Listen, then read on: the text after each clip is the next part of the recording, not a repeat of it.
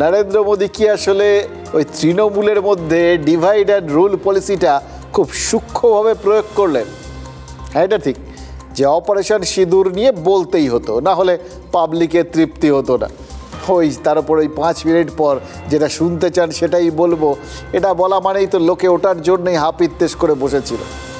দেখবেন জনপ্রিয় গায়করা না সবচেয়ে জনপ্রিয় গানটা শেষে গায়, ওটা না গেয়ে তো তার আসর শেষ করতে পারে না, তাই না?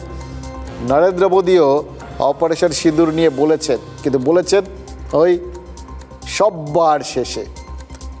কি মনে হচ্ছিল যারা দেখে শুনে? ওই দক্ষ কোচ যারা থাকেন না, তারা প্রতিপক্ষকে দেখে পরিস্থিতি দেখে ব্যাটিং অর্ডারটা বদলে দেন। প্রধানমন্ত্রী প্রতিপক্ষ বুঝে নিয়ে ইস্যুর অর্ডারটাই বদলে দিলেন, আর তাতে মুখ্যমন্ত্রী মমতা বন্দ্যোপাধ্যায় আবার রেগে আগুন। দেখলেন তো কি চড়া মেজাজ, খুব স্বাভাবিক। পরীক্ষা দিতে বসে যদি কেউ দেখেন যে সাজেশনটা মিলছে না, তাহলে মেজাজ তো খারাপ হবেই।